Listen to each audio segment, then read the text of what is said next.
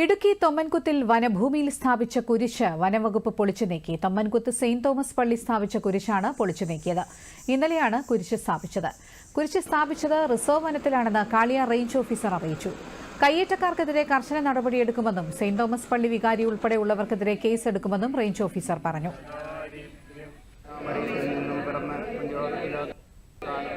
കേസിന്റെ ഇപ്പോൾ നമ്മൾ പ്രാഥമികമായിട്ട് മഹസർ ഇടുന്നുണ്ട്. അഡ്രസ്സുകൾ ആരൊക്കെയാണെന്നുള്ളതിന്റെ കളക്ട് ചെയ്തുകൊണ്ടിരിക്കുകയാണ്. ഇതിന്റെ പിന്നിൽ കുറച്ച് പേരുണ്ടെന്നാണ്, കുറച്ചധികം ആൾക്കാരുണ്ടെന്നാണ് അറിയാൻ സാധിച്ചത്. ഇത് മനഃപൂർവ്വം സംഘടിതമായിട്ട് അവിടെ കയ്യേറാൻ ഉള്ള ശ്രമമാണ് നടന്നത്. അത് എത്രയും പെട്ടെന്ന് റിമൂവ് ചെയ്യാന്നുള്ളതാണ്. DFOയും CCFനെയൊക്കെ ഈ വിവരങ്ങളെല്ലാം അതിരാവിലെ തന്നെ ശ്രദ്ധയിൽപ്പെടുത്തി. JCB വിളിച്ചു, പല പോലീസിൽ ഇൻഫോം ചെയ്തു.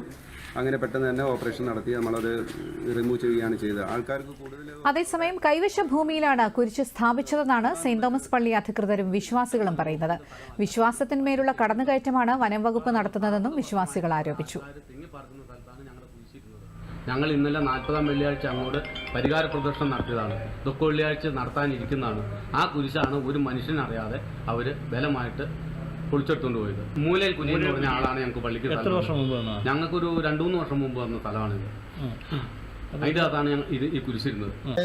രാവിലെ വന്ന് കുറച്ചുപേർ റേഞ്ച് ഓഫീസർ സഹിതം വന്ന് ഇവിടെ നിന്ന് എല്ലാവരും 3-4 പേര് കൂടി വന്ന് നോക്കിയിട്ടൊക്കെ പോയിട്ട് ഒരു മണിക്കൂർ കഴിഞ്ഞപ്പോഴത്തേക്കും പിന്നെ വന്ന JCBയും ഒക്കെ ആയിട്ട് വന്ന് തല്ലിപ്പൊളിച്ച് വർക്ക് എല്ലാം പരിക്കിടും. അപ്പോഴത്തേക്ക് ഇവിടുന്ന് തടയാനിടപെട്ട് ആരും ഇല്ലായിരുന്നു. ഉണ്ടായിരുന്ന ഒരു മനോജ് ഉണ്ടായിരുന്നു, ഒരു ജോമോൻ ഉണ്ടായിരുന്നു. രണ്ടുപേരെയും പോലീസുകാരും ഫോറസ്റ്റുകാരോടും കൂടി കത്തിച്ച് കല്ലിൻ്റെ ഇടയിലേക്ക് തള്ളി വിടുകയാണ്. അതുപോലെ ഒരാൾ മുൻകൂട്ടി വീണില്ല, ഒരാൾ ഓടി ഇറങ്ങിപ്പോയി. അല്ലെങ്കിൽ അവർക്ക് എന്തെങ്കിലും പറ്റിപ്പോയാൽ ഒരു കാര്യം സമാധാനം പറയും.